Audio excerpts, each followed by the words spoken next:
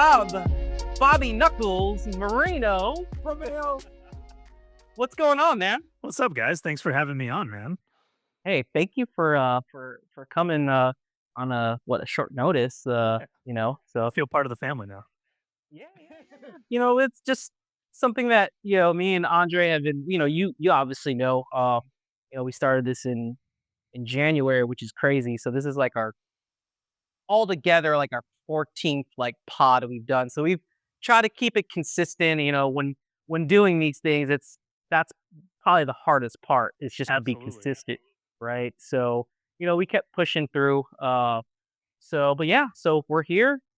Um, but we're gonna have you talk a little bit WWE a little bit later. But we're here for your UFC 314 expertise, man. So Yeah, so UFC 314. We tried to get him off for UFC 313. We missed the cut, but uh, we missed the cut.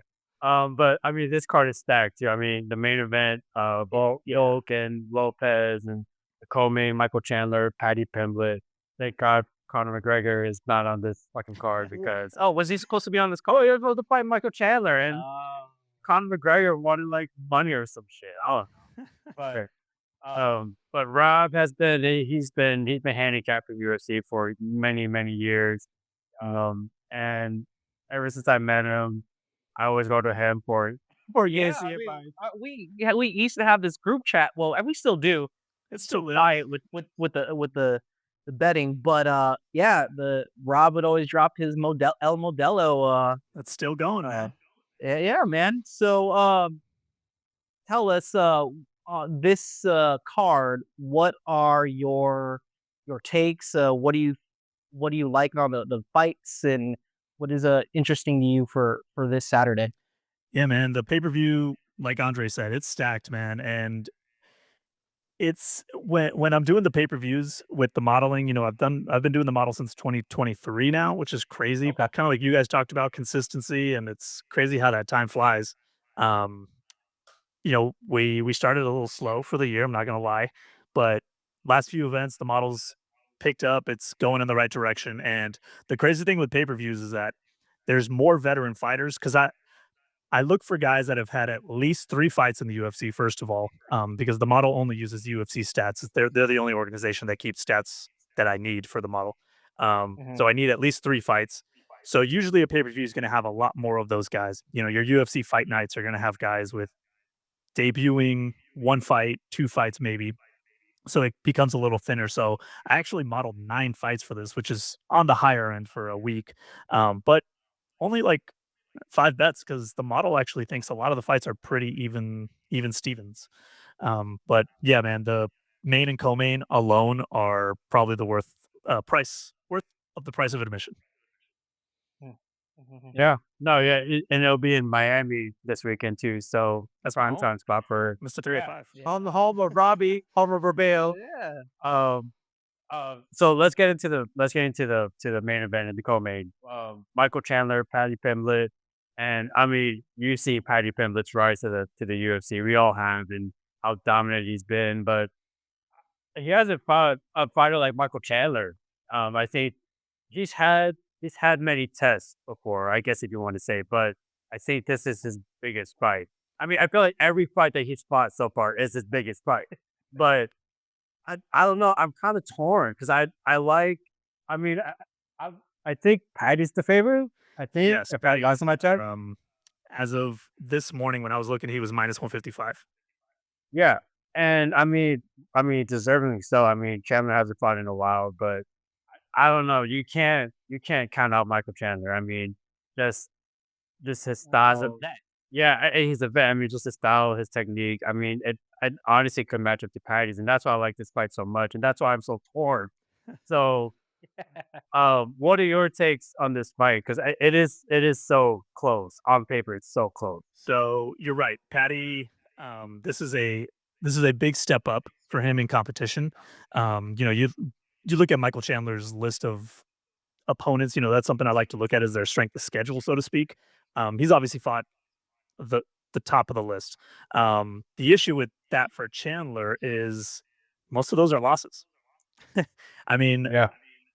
I think we have this picture of who Michael Chandler is, and one thing, me and other guys, you guys remember the show First Strike, and one thing we used to talk Mhm. about a lot is what's the level of competition when they arrive in the UFC? Because Michael Chandler was huge in Bellator. He had some amazing fights and nothing to knock what he accomplished there. But sometimes these guys shift over to the UFC and it's like every guy is a big test for them because the thing is they're not coming in to face the bottom of the rankings. They're here and they want their title shots. They want to rise. So I mean, you look at Michael Chandler and it's not a knock against him. I mean, he came in and fought Charles Oliveira twice already, fought Justin Gaethje, Dustin Poirier. Guess what? Those are all losses. He also fought Dan Hooker for his first UFC fight. He did TKO him. So that was impressive. But his only other win since then is Tony Ferguson. And Tony Ferguson hasn't won a fight since like the Clinton administration or something like that. Yeah. Um, so I mean, you're looking at a guy in Michael Chandler who hasn't fought since November of 2024, so a while. That was a decision Yeah. loss, and that was the fight that was supposed to be Conor McGregor. I think the first time. I mean, yeah, no, actually, his first Conor McGregor matchup was supposed to be in June 2024. That got canceled, got pushed all the way to November, and he's still focused on McGregor. That's the problem.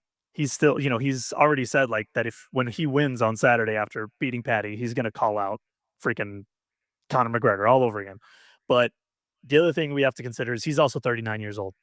Patty Pimblett, is- this is actually the perfect fight to describe why I created this model, is that it avoids my bias because I'm not a Patty Pimblett fan. I think he was kind of spoon-sped opponents for his rise because Conor McGregor was off doing his own thing.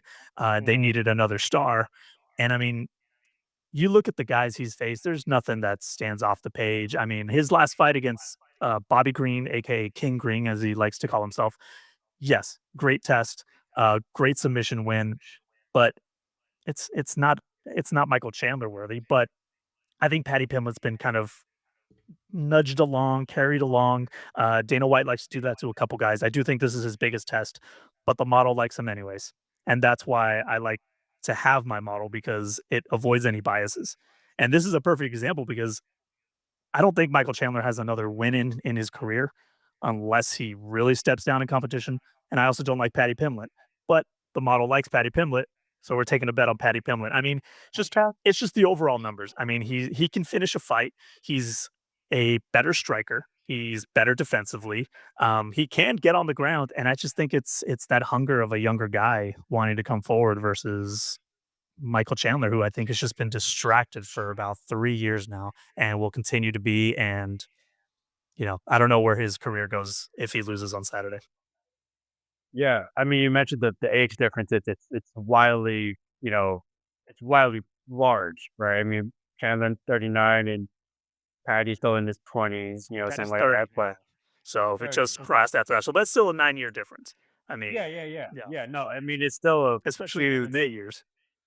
Yeah. Yeah. Right, right. And yeah, I mean, it's like you said, like Patty can do everything, go to the ground, strike, and you know, I don't know if I don't know if I want to bet a money line just because it is kind of juiced up a little bit. So if you were to bet a prop on this fight, how do you think if the model likes Pimblett, how do you think Pimblett finishes the fight? You think he goes all the way? You think he finishes him? I actually think it goes all the way. Um, I believe it's only a 3-round fight. I don't think they're hyping this up to well, I'm corrected. It's supposed to be a 5-round fight. That'll be interesting because it's been a while since we've seen Chandler go 5 rounds. Um, Mhm. and I don't believe Patty ever has. So that'll be interesting when it goes into the 4 or 5. Um, but my initial inclination is that it stays to a decision, if I had to say so. I mean, Patty does have finishes in his career, but I don't see he subbed Bobby Green last time, but I don't think he subs a guy like Michael Chandler. I know Michael Chandler has been subbed, obviously, a couple times, but we're talking about Charles Oliveira subbing him. That's very different than Patty Pimblett. They're Right. hyping up Patty Pimblett right now online. They're putting videos up of him subbing like Navy SEALs and stuff, and it's like, all right, like, calm down. You Yeah. know me, I'm more risk averse. I probably won't play a prop, but if I had to choose, it's probably decision. I think it does go all 5 rounds. Hopefully an entertaining 5 rounds.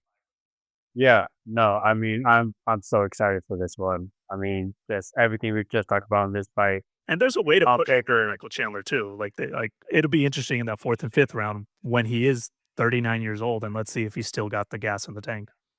Yeah, no, and especially for Pimlet, like you said, he hasn't been in those championship rounds 4 or 5, so definitely gonna be interesting to see.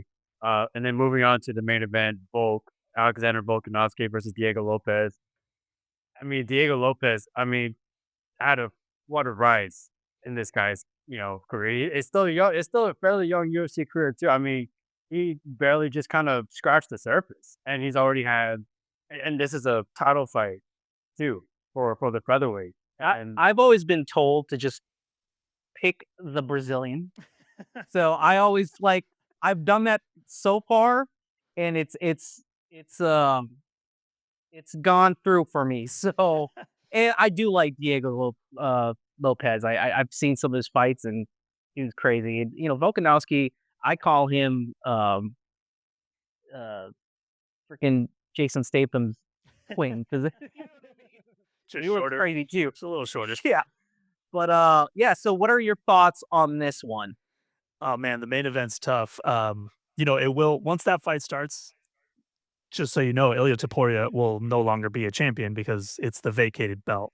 So it is. It'll be interesting because it's the belt Volkanovski reigned with for years, but he once he ran into the train that is Ilya Taporia, it just seems like we've written him off. I think seeing him lose twice to Makhachev, we kind of realized, wow, this guy's human.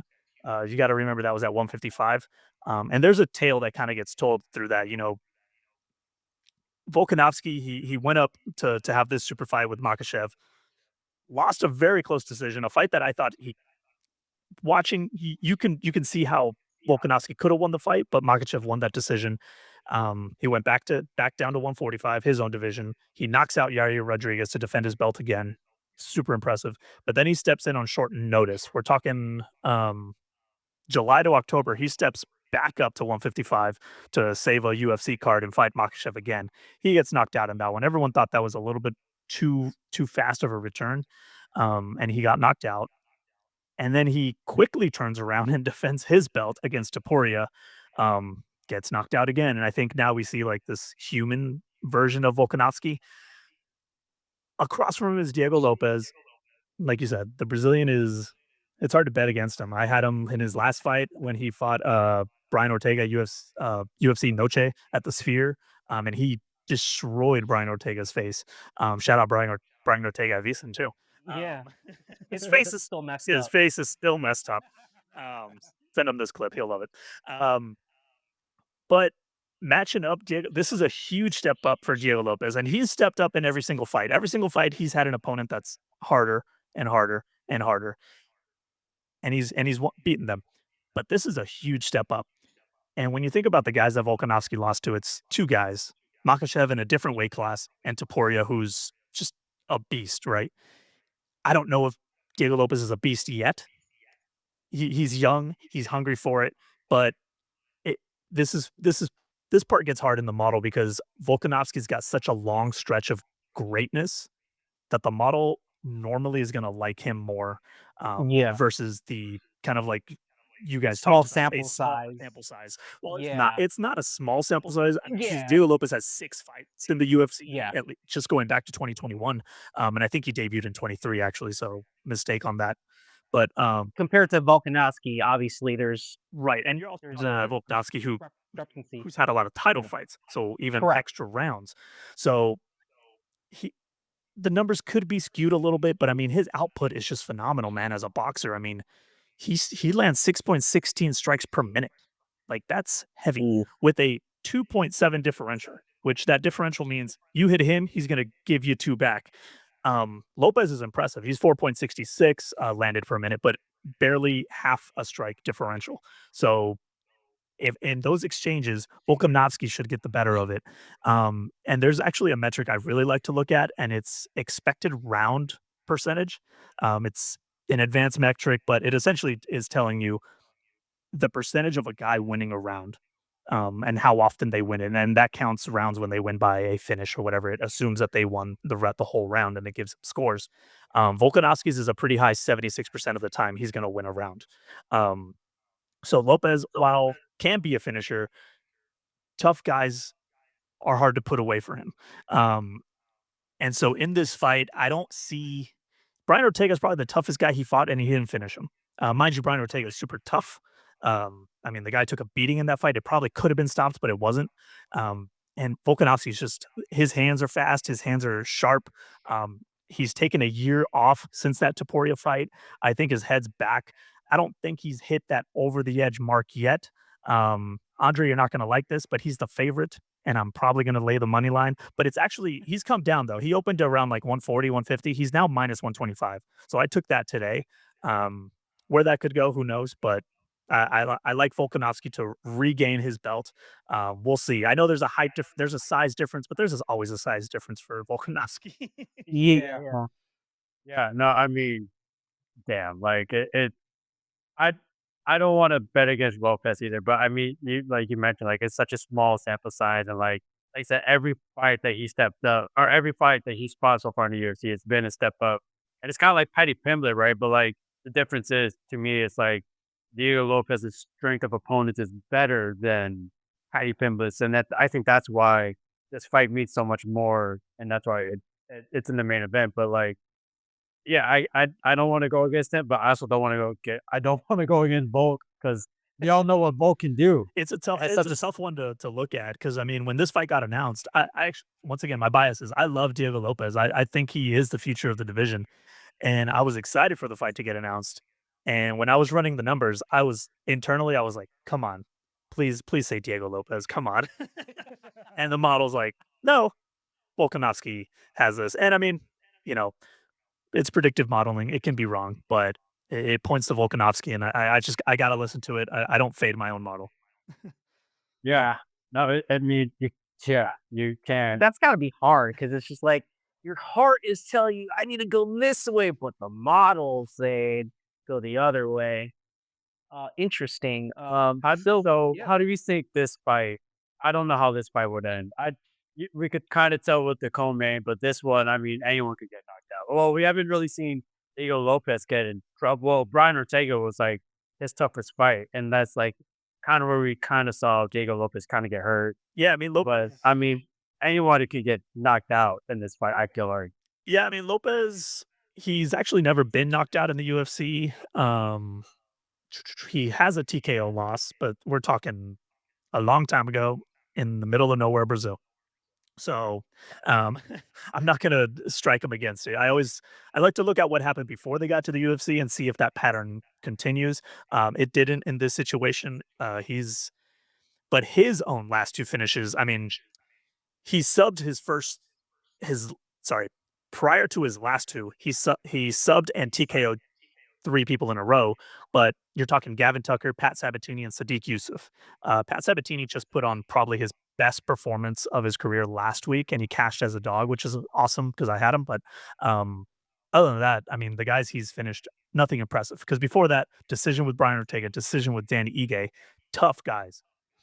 And I know we've seen Volkanovski get knocked out twice in a row, but I mean, this is a guy that also went toe to toe with other guys that are finishers and they couldn't finish him, right? Volkanovski's hard to sub. He's got that tiny neck, so it's like hard to grab anything. um, he's hard to knock out too. His only knockouts are to those 2 guys, Taporia and Makhachev. So I don't know if Lopez puts him away.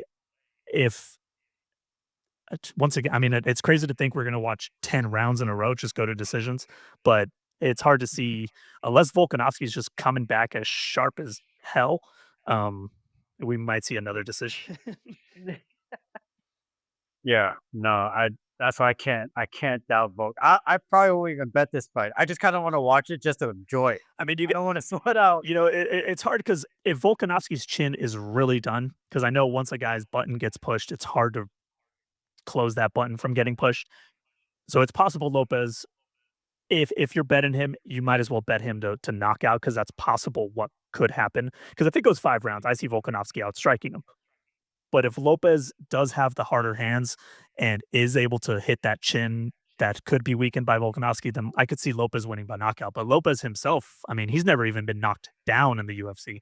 So it's hard to imagine Yeah. Volkanovski's, year off coming in and hitting harder than he used to. Yeah. I guess we'll just have to wait and see. So Beauty. the El Modelo picks are in the co-main. You got Patty Pimlet, and in the main events, the model is going with I know. I'm Volkanovski. sorry. So I'm boring. I got two favorites. hey, man, it is what it is. As long as it hits and makes money, that's all that matters. So that is UFC 314. I'll give Andre. You want a dog for the card? Oh, there you go. Yeah. You want a pretty one? What's the dog? What are your other Almodovar picks? I need a dog. Rob, so before he says it, everyone I've worked with at VSIN, where we all work at, everyone knows I make parlays for days. They call me parlay producer for nothing. And I will take a dog in my parlay any fucking day. So if there's a dog in the main card, I will take it. What So you got? okay, so first of all, if you need a favorite to put into your parlay, you do have Gene Silva against Bryce Mitchell. Bryce Mitchell's crazy ass is Okay. being put up to a killer. This is the best wrestler Silva's fought, so it could be a tough out, but that's a minus 250 for your I don't know, you can use it as like your eighth leg or something. Sure. Sure. Yeah. Why not? But if you want a dog that oh, I'm gonna be so upset if this cashes and your parlay doesn't hit because of something else random that you throw in there. But down on the card, you got Darren Elkins against Julian Erosa. Darren Elkins, at least earlier today, he was plus 300. I have him. The model likes him. It does spit out dogs occasionally. Um, Now this is the opposite situation. Darren Elkins is 40 years old, almost 41, I think. But they call him the Damage. If just look up a photo of him, Google it when you have a second. Darren Elkins Damage, and it's always pictures of him just bloodied up. Like he's a guy that just he's gonna get hit, but man, he's gonna make the guys pay for it. He's a fun watch, and the model just likes him. There's not a lot to pick apart from the two guys. I mean, it actually comes out to that XR percentage again. He wins rounds because he's a volume shooter, if you want to put it that way. The other guy has a negative differential, which means he just gets hit a lot. The other guy absorbs. Erosa absorbs per minute 6.21 shots per minute. Significant strikes, by the way, not just any strikes. That could be a big tell. Now, I will preface this: both guys have power. Both guys also have been knocked out a lot. Darren Elkins has been knocked out 3 times in the UFC, Julian Erosa 6 times in the UFC. So I think this is like one of those prelim fights that they're just hoping gets wildly violent and gets people like, "Oh shit, like UFC 314 is for real. I'm gonna order the pay-per-view right now." Like I think it's just one of those that you're gonna see at the tail end of the prelims, there's gonna be blood on the mat, and you're like, "Man, what the fuck just happened? I gotta order this pay-per-view." But yeah, I've got Darren They don't clean the canvas either, like WWE does. Oh, hell no. There's blood, there's blood. It's wild when it's like the first fight of the night too, because it's just this crazy stain on the floor for the whole freaking night. It's disgusting kind of when you think about it. But Andre, Darren Elkins plus 300. That's one of my model plays. It's actually not even low confidence. Usually dogs have like a lower confidence score in my model. This one's actually pretty confident. I'm not saying sell the house on it, but you know, I wanted to give you a nice big juicy dog. There we go. There we go. I love me some dogs. Love me some dogs. No, I mean, yeah, I mean, listen, Jim Miller's the next fight after that. So, and Jim Miller's like damn near 45. So, My God, I love Jim Miller, man. That's a crazy fight to model, by the way, because he's got like 100 fights. Um, and even with that, it goes to Chase Hooper, which is unfortunate because Chase Hooper's like a minus 800 or something. So that fight's completely unbettable for me right now. yeah. But that should be a good fight because it's kind of a young guy that kind of mirrors Jim Miller's ability. But yeah, you got 42-year-old Jim Miller against 25-year-old Chase Hooper. So Oh my God. Dude, listen, credit to Jim Miller at 42, still fighting his ass out in the UFC. I went to the gym yesterday. I'm still tired. I can't imagine. Dude, oh God. So before we wrap up, I want to talk about 2 more fights. And I don't know if you have it in your model, but two prelim fights that I'm interested in is Dan Ige and Sean Woodson. The fact that Dan Ige is still ranked as a featherweight still fucking surprises me to this day. But Dan Ige is a fighter, and I I always my guilty pleasure is to bet Dan Ige in any fight that he fights in. I bet him against Diego Lopez, in which he could have won that fight. So wasn't a bad bet, but I mean, why is Dan Ige still fighting, bro? Well, first of all, he's not old. He's 33.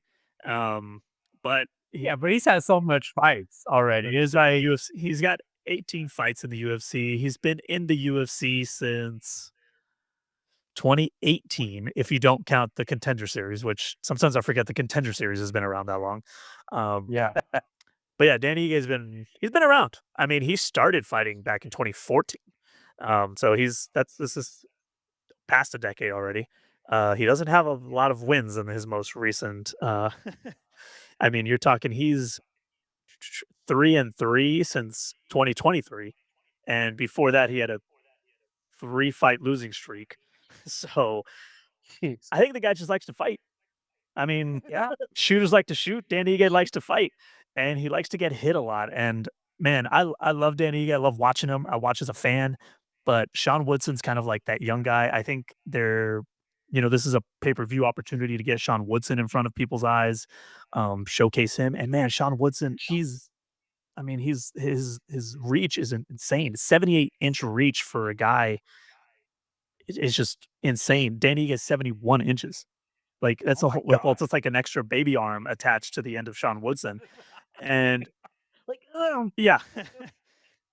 And then what's the height? Yeah, Danny gets 5'7", Woodson 6'2". I mean, it's just it's a size problem, and it's an output problem. I mean, once again, I feel like we've said this in every single fight we said. This will be Sean Woodson's best test. But pay-per-views are a good display to have guys step up and grow. And the model like Sean Woodson, I'm sorry, it likes the favorite Andre. But he's minus 165. His price has been coming down. But yeah, I'm I sorry love to hear that. 50 That is a good 50K. more reason to. He may get the 50K for like maybe fight of the night, like if they both go back and forth. But Sean Woodson, I think he uses that reach really well to stay out of trouble. And Iga's a guy that kind of needs to be able to hit you to win. It's not going to be done in on the ground or anything like that. Yeah, no, listen. As long as his price is going down, it gives you more reason to bet Ige. That's all that matters to me. And then the last fight on the prelim, which I think should be the future prelim, but Yan Xiaonan, Mm. I don't know if I'm saying that right, but Yan Xiaonan versus Virna Jandaroba. I don't know if I'm saying that right either. But She's Brazilian, so I'm picking her. but I I I've seen Yan fight. I've seen Jan too. I've seen Yan fight. I've seen Verna fight. I think this is probably going to be. I think it's going to be a contender for fight of the night. A super. I think it's a sleeper. I think everyone's kind of sleeping on this. I mean, you have a number one versus number three. I think this should have been a main card fight. What say you? I mean, just both of them just carry so much power just striking, and then you go on the ground. It's like, oh my god! Like on paper, it should be a fun. It should be another fun fight to watch. Yeah, man, you nailed it. It is a sneaky fight of the night contender because they both put on fun fights. And tell me if you've heard this before, but this is Verna's step up in competition. This is her biggest test to her career. um, Jandaroba, man, she's been on a little bit of a tear, 4-fight win streak, and some against tough opponents. Who Angela Hill's like my kryptonite in my model. Like if I'm on her, she loses. If I bet her, she wins. But Angela Hill, she's like this. I mean, Angela Hill has a record of 13-11. So it's like when I see her, I'm like, she shouldn't be good, but then she goes out and wins. But anyways, Verna beat her. Marina Rodriguez, Lupi Godinez, Amanda Lemos in her last one's by sub, by the way. So this is a deserved step up for Verna, especially in the women's division. It's usually thinner and they kind of need fighters to step up, like who's next. And I mean, it's crazy how deep the men's divisions are, but yet we get like rematches all the time. And in the women's Yeah. division, it's like they just kind of spread out the title fights. Like I don't even know the last time we had a women's title fight. Yeah. um But Jan just came off a title fight. She lost obviously, and I mean, she'll oh, no, I'm sorry, she fought Weili Zhang, uh, in April of last year. Then she fought Tabitha Ricci, I totally forgot about that. She's already on the bounce back. But Jan, I mean, she put on a great fight against Weili Zhang, but I think Weili Zhang's Yeah. just she's levels above her division, and I don't really see anyone in the division really taking it from her. But Yeah. Jan was well deserved to that title shot. She lost it, but I think she wants it back. Uh, the model, they're close. It's actually pretty close. The only reason I've placed a bet, and you're gonna like this, Andre, is because it likes Jan as the dog. Right. That's what I'm talking about, the dust. So when my model has a low confidence score, but it's for the underdog, I'm gonna place a bet on them because they're the underdog. Because there's obviously just value there. It's staring me in the face. So I did bet her. I got her at plus 130. So her price actually went up because it was plus 120 yesterday when I started modeling everything. They are pretty even though. Jans just has more experience. She's fought the tougher opponents. We're probably not looking at well, actually, Verna's sneaky with those submissions, so I'm not going to say no finish. Um, but yeah, they're both great on the ground. They're both great standing up. Jan just has the better output, which I always look at is just she's so something me and Britton actually talked about on his podcast just when MMA 2 weeks ago is that any fighter who doesn't have at least 3 significant strikes landed per minute, they better have a fantastic ground game because they're going to get eaten up on the feet. And the thing is, every fight starts standing up. So unless Verna gets her down immediately, it's not going to work. And Jan's pretty tough on the ground, and Jan's output is 4.99 strikes per minute. On top of that, with a 1.5 differential. So Jeez. I think if she could just hold off Verna from getting her down on the ground and kind of just keep it standing, uh, we can cash the dog there too. That's right. You know that's going on the parlay, Rob. That's Get it barking. Gotta find some value, man. And anytime there's plus money in anything, I mean, especially in the UFC, I mean, it's it's always 50-50. So sounds like a UFC 314 is going to be say the least, very packful. So we'll see what happens. Rob, you're also an avid wrestling fan like me and Andre. So I don't know if you guys noticed because I think the camera's covering it. I just hit my mic too, but I'm wearing my Stone Cold Steve Austin golf shirt. Oh, yeah, I do see it. Very No. nice, very Or nice. it's just for you guys.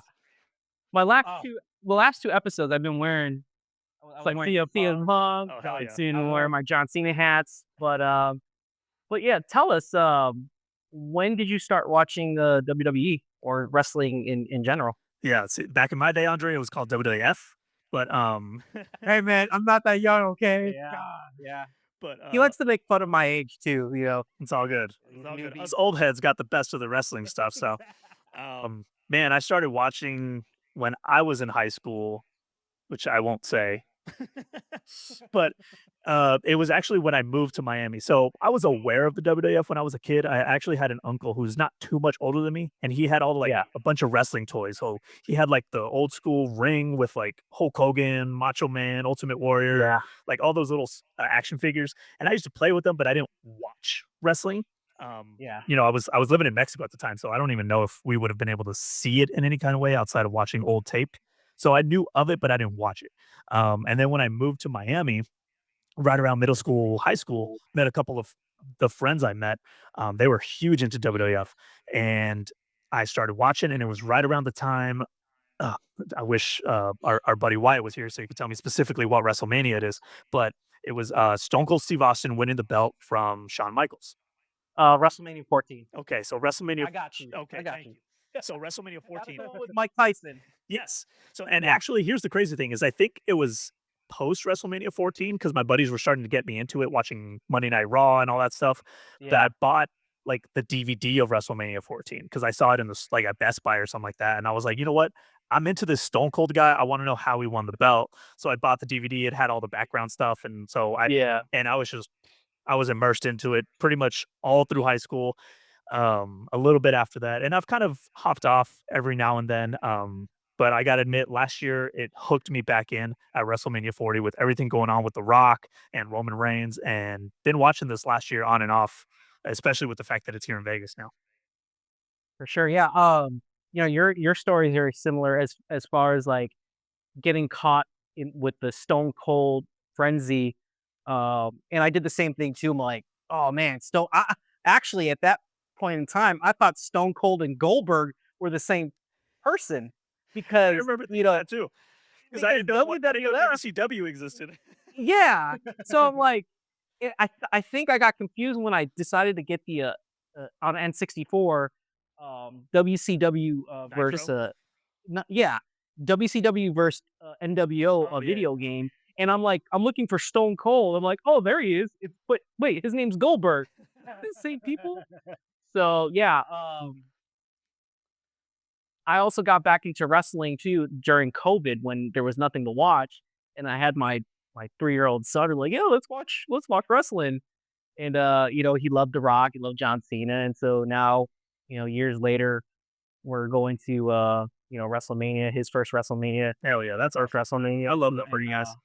yeah, for sure. I mean, like we were talking about this, the last, episode where, you know, wrestling is, it's a blue collar, middle class, like, you know, family oriented. I mean, even though it's like bloody and stuff like that sometimes, but a lot of families and young kids and young adults, they watch it with their families and You stuff could like tell that. when you see the people in the crowd.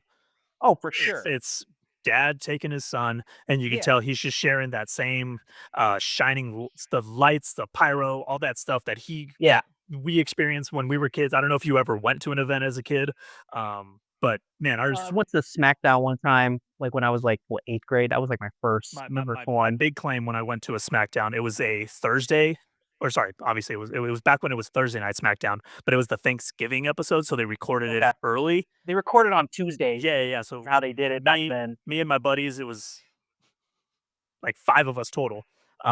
We went to SmackDown, and the cameras put us up when we were spelling out Rocky, and they Oh, put us very on cool. TV, and every now and then I can find the YouTube clip, and you can see us for like a fraction of a second, and we're just so excited. We're like 14 years old, like, "Ah!" That's awesome. Yeah, man. Just like especially in WWE, it's it, generational, right? There's and even the wrestlers itself. I mean, The Rock is a third generational wrestler, and there's a bunch of other ones. Cody Rhodes himself is a also generational talent as well. And so, going to present day, John Cena, what are your thoughts of him either being a heel, not being a face, but being a human being? He's just a human being, guys. What do you think of this storyline with him and Cody and him basically, bitching at us fans? Um, 25 years. I actually thought it was a fantastic twist because, and I'm sure it happens to you guys, but as someone who's watched since they were young, every now and then you feel like storylines are a repeat of something that we Yes, saw decades ago, right? Every now for and then sure. there's that storyline. You're like, I know where this is going. Um, Now, when watching Elimination Chamber, well, first of all, let's go back to Royal Rumble. So when it's just Cena and Uso, I was like, oh man, Cena's gonna win this. He's got to Yeah, win this. we He's got to we do said this. the same thing. I was like, they're not gonna let Jay Uso win the freaking Royal Rumble. And then whatever, Uso wins it, and I was like, wow, what a surprise. I was like, what a weird surprise, but what a surprise. Um, and then moving to Elimination Chamber, Cena puts himself in there, and we don't actually see it as a heel turn, but he's inserting himself in there, doesn't even earn his shot in there. When he does the twist at the end, and I think we talked about it recently, Andre, but like, I remember Andre texting me, like, did you just see what happened on Elimination Chamber? And usually I don't watch the events when they happen that night. I usually When it's catch them live, like, yeah. yeah, Monday afternoon or something like that. Yeah. But Twitter was blowing up. Andre's texting me. I got Wyatt texting me. I'm like, what is going on? I'm like, you know what? I got to watch this thing right now. And I tell Be everyone, up to date. I think I remember telling Andre, give me a couple hours. Don't tell me anything. Don't text me nothing. Phone's on do not disturb.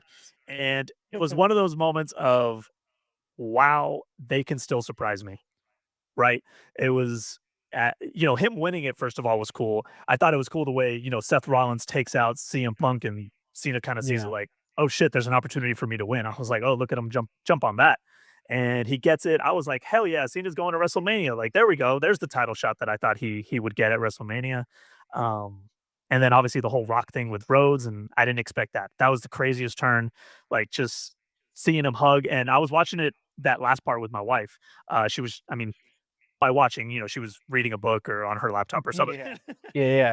But Same with my wife. she actually watched WrestleMania 40 with me with The Rock. She loves The Rock. She's aware of John Cena, and so last WrestleMania 40 was why, even to her, she was like, "What is going on?" Like, with all these people showing up, Undertaker shows up, John Cena shows up, and then this year she's watching that, and she was like, "What just happened?" She's like, "So much drama," and I'm like, "That was crazy." But I thought it was just as a fan who's been on and off, and as someone who used to watch it as a teenager and as a kid, um, it's cool that they can still surprise you. And it was Sure. quite the twist because it's Cena's final year. So in my head, I was like, why would he ever turn heel on his final going? It's not like when Kobe did his farewell tour, he was out there just flipping off the fans and telling them they suck. Like, you even want the away fans to love you, but Cena goes full just fuck you Full all. blown heel. Yeah. Yeah. So it's kind of cool.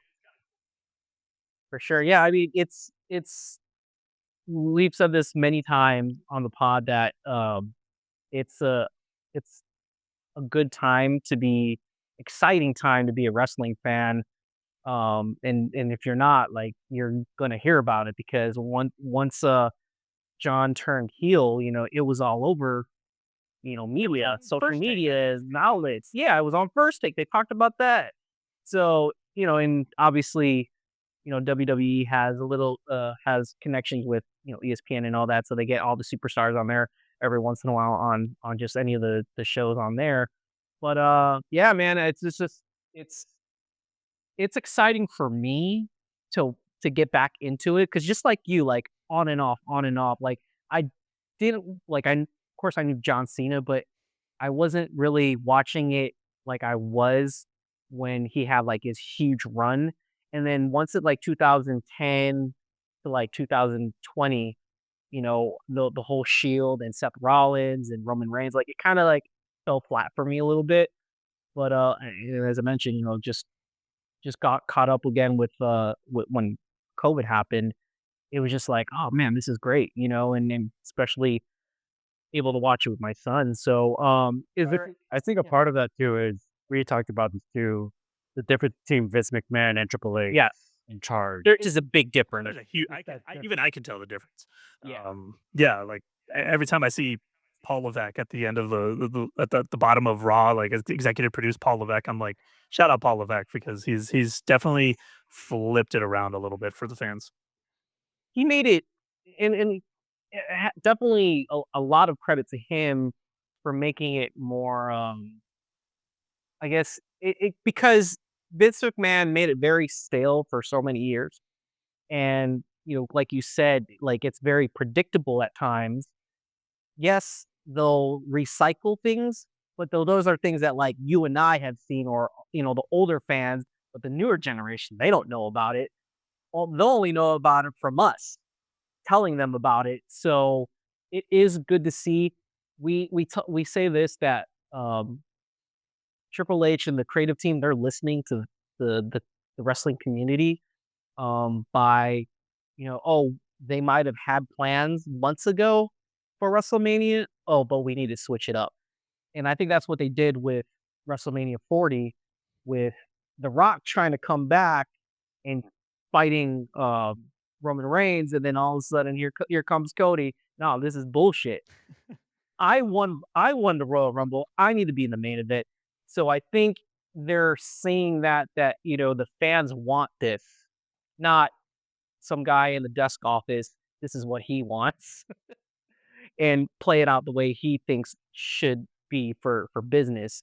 So it's very refreshing to see that it's not it's still predictable, but they're really throwing, wrenches in there to confuse us and to surprise us. It keeps you on your So toes. for sure. which for like sure. a decade we weren't. We were just like, here we go again. Yeah. Are you going to be participating in any of the, WrestleMania weekend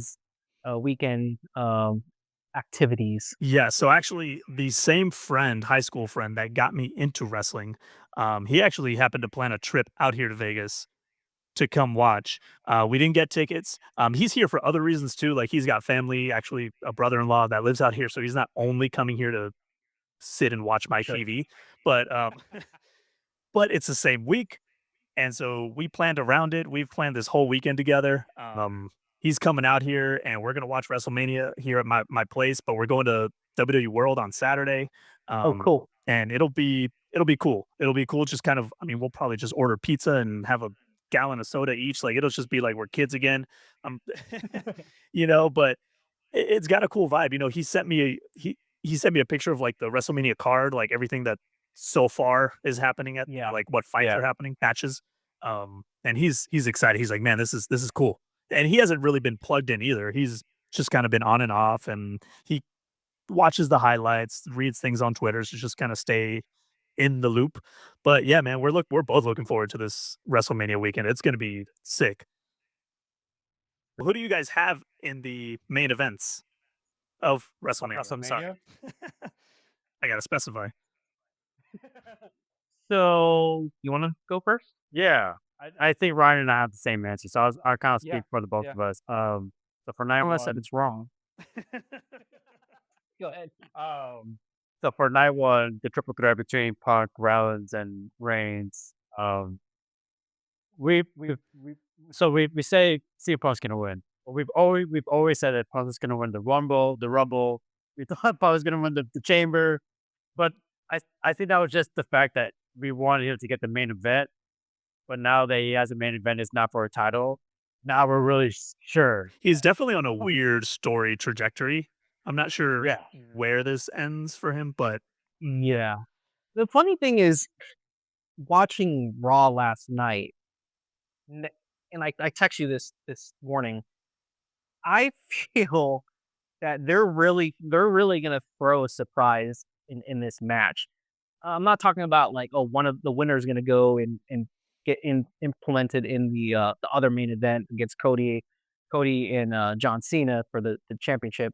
I really think what's gonna happen for some reason, especially seeing what happened last night, I think Seth Rollins and Paul Heyman are somehow going to be connected I by can see the that. end of the match. Like for some reason, I get this feeling. It's like, you know, going back to what happened last night, Seth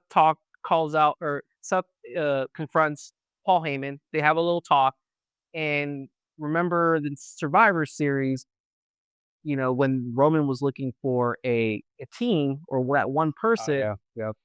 CM Punk wasn't the first guy Right. they chose. It was Seth Rollins, right? And that's what Seth was saying. And now supposedly he's got this. Now he's got a favor on Paul Heyman.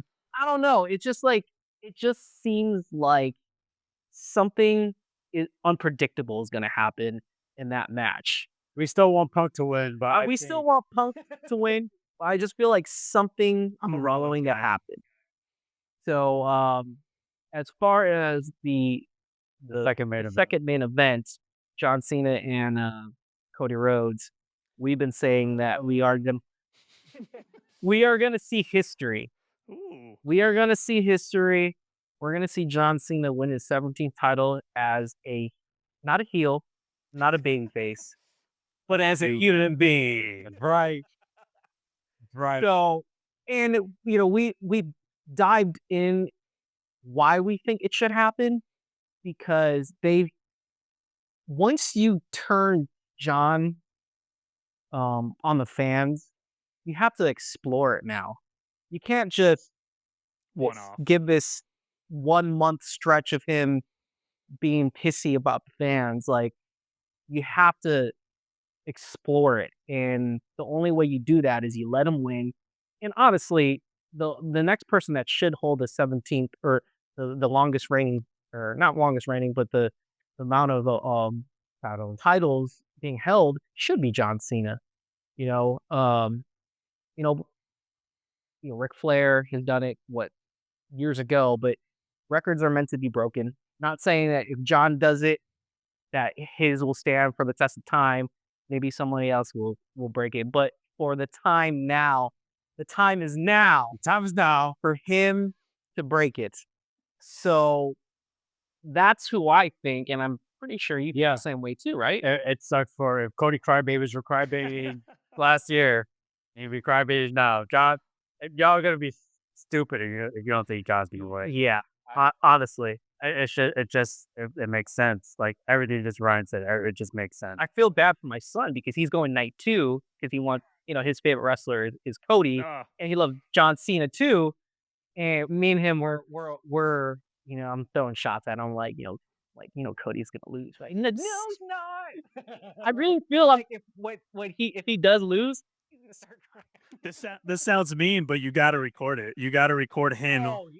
So whatever expression's happening, because for sure, because as a kid, oh my gosh, I can't imagine. What do you think? Do you feel the same way, or do you feel the opposite? So the triple threat match, I don't know if it's just the fan in me, but I'm a big Seth Rollins guy. I've liked him even. So it's kind of like you. I didn't watch during the Shield part, but I kind of started watching again when he cashed in that Money in the Bank, and I don't know if if that just kind of hooked on to the Seth Rollins ride. That's a huge WrestleMania moment, and that kind of hooked me back in for a while. So I've always enjoyed Seth freaking Rollins. I think kind of like you said, there is a weird twist there. It's coming. Like, I don't know what it is, especially after Raw with Paul Heyman, and now he owes him a favor. But my choice is Rollins. And then in the main event, I agree. I've enjoyed learning about Cody Rhodes over the last year, coming back into the WWE. But you got to let Cena break the record here at WrestleMania and do it as a heel, and just let the cries and just get the sight of all the fans. Just imagine the boos that are going to happen when he wins. Oh man! But you know what? That's the funny thing. It's like, are we going to hear boos? Or are we going to hear cheers? Like, I feel like the 2 weeks ago, that last encounter, in Italy, or was it London? In London, when they were going back and doing their fire promo, there were obviously cheers from the beginning for Cody, and then once John started talking, it kind of shifted towards him.